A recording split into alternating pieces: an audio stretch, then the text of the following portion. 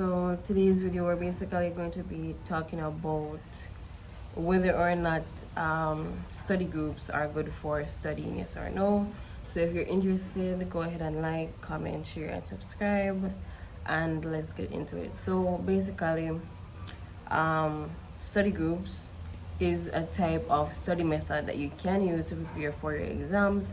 But basically in this video we're going to be finding out whether or not study groups will work for you or not, because especially in high school people used to say, oh, study group, study group, study group, to help you prepare for your exams. But for me personally, what I have realized with study groups is that study groups only make sense when you actually know something from beforehand. If you're completely blank, in my opinion, a study group is not the way to go, because if you just don't know nothing, you just don't know nothing. And to me, a study group is basically just mainly for revision. That's what I think a study group is for when you say I go study. And also it depends on the type of studying that you're doing, because if it's like a go around ask question or each person explain a topic, then you have to know something to contribute to that study group. Or if it's a study group in a sense where everybody is studying in silence, then that might work for you if you just don't know anything, right? But so the first thing, in regards to whether or not a study group is good for you, yes or no, is basically if you're going to be using it for a revision, right? So if the study group is for revision purposes, then I would say use a study group, go to the friend and sit down on tree or something. That makes sense if it's mainly for revision, right? But as I said before, if you're completely blank, that type of studying might not be enough. You might learn something, but it might not be enough to basically pass the exam.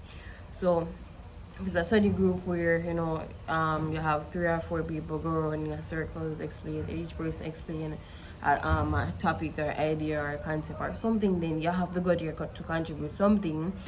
And yeah, and again, it depends on your learning style, because if you're somebody you're a visual learner like me, listening to somebody else, sometimes it might not connect. You might hear them in that moment, but if you're a visual learner where you actually have to see it and read it on the page for yourself, then that might not work for you, or it might not be as effective.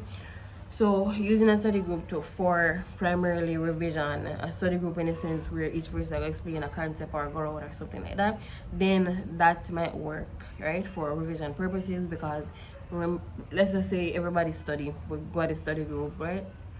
Or let's just say everybody that pay attention in the class throughout the school year, and you got a study group and everybody cannot have an idea of what everything is, but you just have got to cement it, then that's a good use of a study group. Yeah, but as I said before, if you just don't know nothing, that type of study group might not be for you. So for revision purposes, definitely you can use it for revision purposes to over the stuff that you don't remember as much, but you have an idea. So it's not like you don't know nothing, but you have an idea of what everything is. Then going to the study group would help just to hear somebody else explain it from their perspective.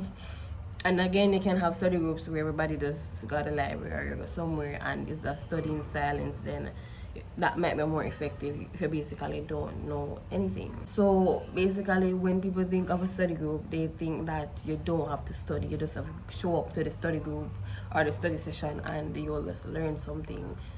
Honestly, in my opinion, or in the way I learn, that would not work for me, like none at all. I have to see it for myself, I have to read it for myself. You can tell me something a million times, and if I see it for myself, then it not connect. It may hear it in that moment, but it not connect until me read it or see it for myself. So independent learning is basically a necessity. When you're doing study groups, you have to do some independent learning. Some people think that you just show up to the study group and you're going to learn everything, because I guarantee that there's always going to be somebody in that study group that know more than the others, because them actually do some studying outside. Them actually read up late at night, and them do extra studying, right? So when them come and them explain certain topics to you, how you think them able to explain those things is because them actually that study outside. So don't just depend on one person to come at the study group and come explain everything to you.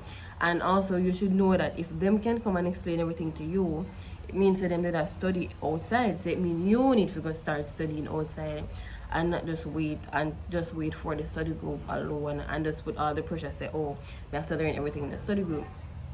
So independent learning is necessary when it comes to study group. You have to read it for yourself, sit down with yourself, or if you're somebody who is more auditory, like an auditory learner, then maybe watching a YouTube video explaining some of the topics would help. So you have to figure out what your learning style is, and then when you figure out what your learning style is, then you'll be able to decide what study method would work for you. But some people just jump onto the study group and think the study group might help, but if that's not your learning style, then you will not learn as much, or basically it will not be as efficient as if you did just sit down and read by yourself, because everybody learns differently. Some people, auditory learners, them show up at the study group, everything you say, them copy and paste it in their brain. Some people, if you draw the concept and explain it, show them it, they may understand then. So basically it depends on what your learning style is, whether or not you're going to be receptive to information in the study group, yes or no. But for me, especially when I'm in high school, it did come like a one big waste of time to do study groups. Like, as I said, it depends on your personality and it depends on your learning style, because some people learn alone, some people learn by themselves, them have to read it by themselves in order to understand. The bag of crowd and the study group, for me, in my experience, it wasn't effective, because basically me could have did school all day and literally just remember like 20% of what happened in the day, and me go home, and the fact that I go home, go sit down and read or something, I learn more, or I learn more better when I'm learning alone. So again, it depends on your personality, because some people, they are more social, them like having the bag of people and the social group and all that stuff. But if you're more introverted, or if you're more introverted, you like your own space, you like to be by yourself, then studying alone is probably the best thing for you, not the bag of crowd, if that's not your personality. So again, it goes back to your learning style, and it goes back to your personality. So a study group now is also good for last minute cramming. Let's just say that you don't it's all right, let's just say it's maybe half an hour before the exam, and this happened to me before, where it's like half an hour before the exam, and somebody told me something that is like, they told me an example for a virus, and then that question come in the exam about the example of a virus, and then because the person tell me right before me going to exam, remember say, oh, that's an example of the virus. But if them never did tell me, I wouldn't know.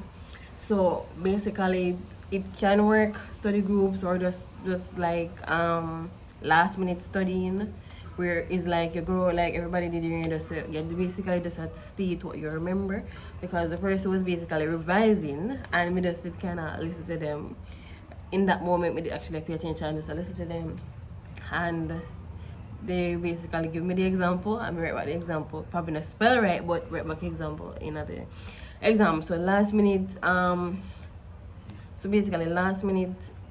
cramming or studying, or last minute just stuff, you can probably use a study group, or just use somebody else if they're revising, because some people, they have to revise out loud and talk out loud, and when they're revising and talk out loud, you can hear them and basically taking the information, because what else is supposed to do. So basically it could work in a situation like that, but again, it goes back to your learning style, how you learn, how you take information, right? So a study group in general, it's not for in-depth studying, in my opinion. You still need to study alone, you still need to go read on your own, watch a video on your own. If you keep a study group once a week or twice a week, you can't cover everything in that time. And yes, you go through some of the information, but again, you still need to do some studying alone by yourself, because if a subject has, let's just say, have 10 topic, and the study group only cover 5, it means only 5 you're going to the exam, and no.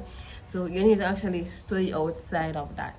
So don't force using a study group to study if it's not your learning style. Basically, that's what I'm trying to say. Because me realized from a long time, say it wasn't my, I don't know, some people need silence. Some people need silence in order to study, basically, right? Some people need silence to study, and that was me. Because to me, when me I study, me need to hear my inside voice. And if somebody a jag in my ears, or me not hear nothing. So me need to study alone, and that is why, especially in high school, me just study alone a lot, because I like hear my voice in my head. I go over this stuff versus somebody else's voice, and me can't hear myself. Then it just like.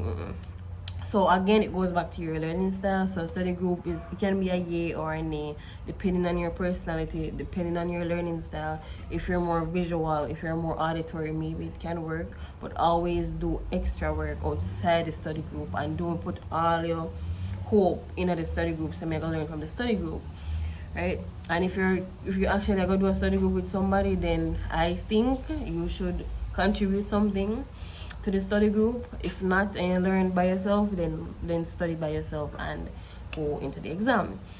But anyways, guys, this is the end of this video. Basically the goal of this video was just to figure out whether or not study groups is a good study method for you, whether you should use it or not. But yeah, so based on what I've said in this video, you can decide if it will work for you or if it will not work for you. You can decide based on this video. And also there are CXC biology concise notes available. You can email me at tonyashley@gmail.com. So you have section A, section B, and section C. You can go ahead and email me at tonyashley.com if you need CXC biology notes. Anyways, guys, this is the end of this video. Don't forget to like, comment, share, and subscribe.